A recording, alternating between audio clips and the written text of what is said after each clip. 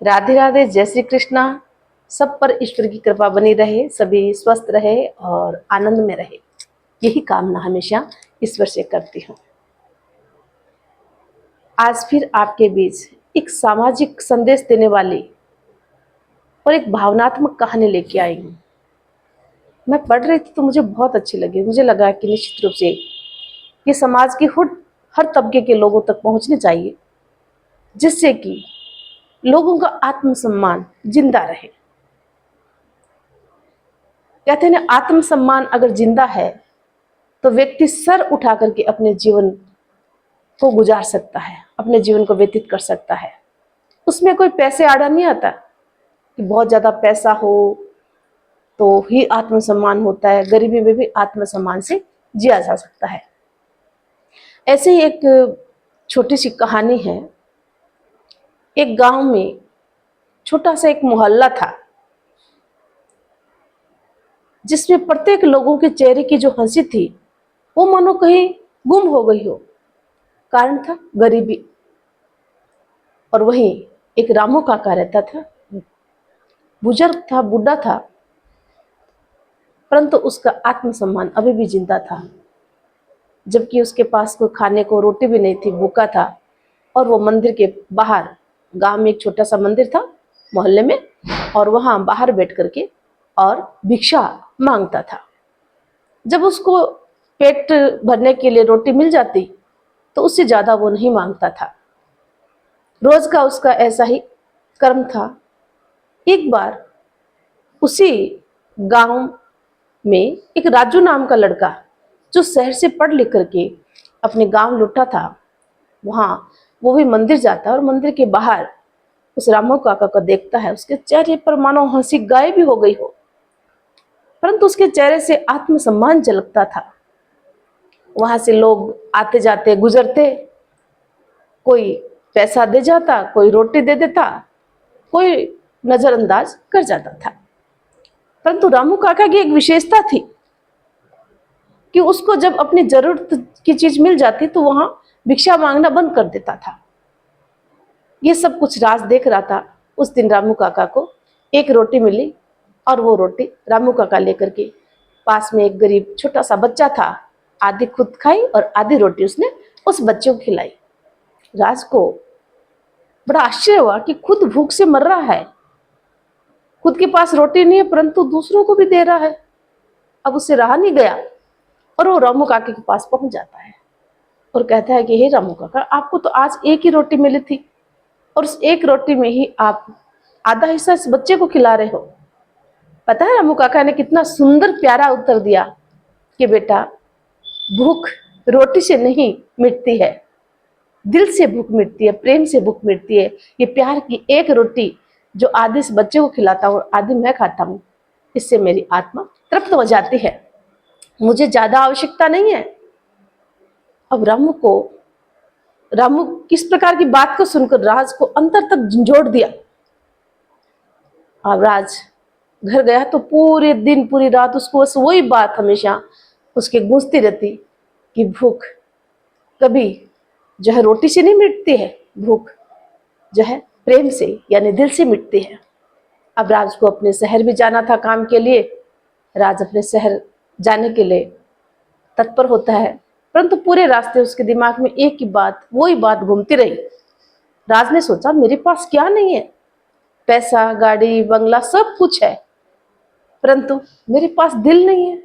व्यक्ति के पास यदि दिल ही नहीं है और किसी के प्रति दर्द ही नहीं है तो उस व्यक्ति का जीवन किसी काम का नहीं है।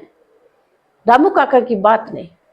हम ये नहीं कहेंगे हमें कोई रास्ता कोई बड़ा पढ़ा लिखा व्यक्ति दिखाए, गुरु कोई भी हो सकता है।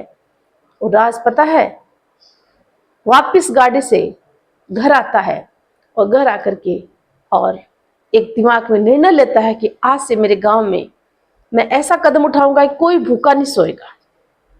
और राज ने एक कम्युनिटी किचन खोली समुदाय की, जिसमें कुछ लोग धीरे धीरे जुड़ते गए, कुछ पैसा देते थे और सहयोग करते, और कुछ लोग जो असहाय थे वो खाते थे। वहां गांव में धीरे धीरे कोई भी भूखा नहीं रहता था। और धीरे धीरे लोग उसमें जुड़ते गए। और रामू काका इतना खुश था, उसके चेहरे पर जो हंसी गायब हो गई थी, गांव के लोगों की जो हंसी गायब हो गई थी वो वापस आ जाती है, और वो इतना बड़ा रूप रसोई ले लेती है कि वहाँ गांव के किसी भी कोई भी गरीब भूखा नहीं सोता था। और रामू काका उस कम्युनिटी की रसोई के पार बैठ करके और छोटे छोटे बच्चों को कहानियां सुनाता और अपने जीवन को बहुत सुंदर तरीके से यापन करता था। अब वो बड़ा संतोष था उसको, और उस रसोई का नाम था रामू काका। राज के जीवन को बदलने वाले उस रामू काका की बात हम सबको भी ग्रहण करनी चाहिए। हमें भी समझना चाहिए कि हम अपने जीवन में कर क्या रहे हैं। क्या हम कभी देखते हैं हमारी जरूरत पूरी होने के बाद हम दूसरों के बारे में सोचते हैं जो भूखे सो रहे हैं, जो अपने जीवन में सुख से नहीं रह रहे हैं, उनकी चेहरे की हंसी गायब हो गई है। हमें भी इस कहानी से ये सीख लेनी चाहिए कि जब हमारी जरूरत पूरी हो जाती है तो हमें समाज के उन तबके के जो लोग होते हैं जिनके चेहरे की हंसी किसी कारण से गायब हो गई है, उनके बारे में सोचे। वो कोई भूखा नहीं सोए, उनके चेहरे की खुशी लाने का हमें प्रयास करना चाहिए। यह संदेश ये कहानी देती है, और निश्चित रूप से आपको ये अपने जीवन में जब आप कुछ करोगे, इस प्रकार कदम उठाओगे, तो मैं कह रही वो खुशी जो आपको मिलेगी वो कभी भी जो है खाली नहीं जाएगी, उसमें भगवान की दुआ होगी, ये तय है। तो इस प्रकार से कभी भी एक रोटी भी क्रांति ला सकती है, ये सोचा है? एक रोटी ने कितनी बड़ी क्रांति ला दी। अगर उसमें प्रेम और सम्मान हो, उस रोटी में प्रेम और सम्मान हो, तो निश्चित रूप से एक रोटी भी क्रांति ला सकती है। कितनी बड़ी बात इस कहानी से हमें सीखने को मिलती है। समाज तब बदलता है जब हम अपनी जरूरतों को पूरा करने के बाद और लोगों के बारे में, उन तबके के लोग जो भूखे सो रहे हैं, उनके भूख को मिटाने के लिए भी कुछ प्रयास करते हैं। तो इस प्रकार से इस कहानी से हमें ये सीख निश्चित रूप से लेनी चाहिए।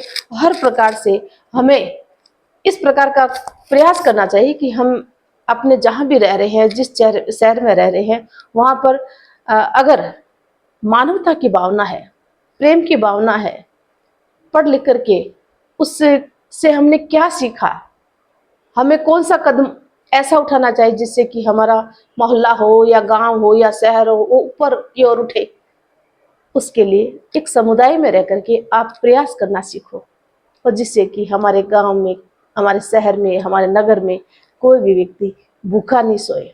तो एक रोटी कितनी बड़ी क्रांति ला सकती है, ये आप ध्यान से अगर उसको महसूस करो तो निश्चित रूप से आप भी अपने जीवन में बहुत कुछ कर सकते हो, बहुत बड़ी क्रांति ला सकते हो। अगर मन में किसी भी अच्छा कार्य करने की ललक हो, तो अगर आपके अंदर मानवता है, दयालुता है, संवेदनशीलता है, तो आप भी इस प्रकार एक कदम उठा सकते हो, जिससे कि हमारा जो है ये गरीब जो परिवार है वो कभी भूखा न सोए, उनकी ज़रूरतों को हम पूरा कर सके, वो कभी हताश और निराश नहीं हुए, उनका भी आत्मसम्मान होता है, वो अपने आत्मसम्मान को भी बचा रखे। तो इस प्रकार से ये जो कहानी मैंने आज आपको सुनाई है, इसको निश्चित रूप से आप अपने जहन में उतारें, और मिलते हैं फिर नई कहानी के साथ। और अगर चैनल पर नए हो तो चैनल को सब्सक्राइब करना, लाइक और शेयर करना न भूलना। और जय हिंद, जय भारत। मिलते हैं फिर एक नई कहानी के साथ, तब तक के लिए जय हिंद।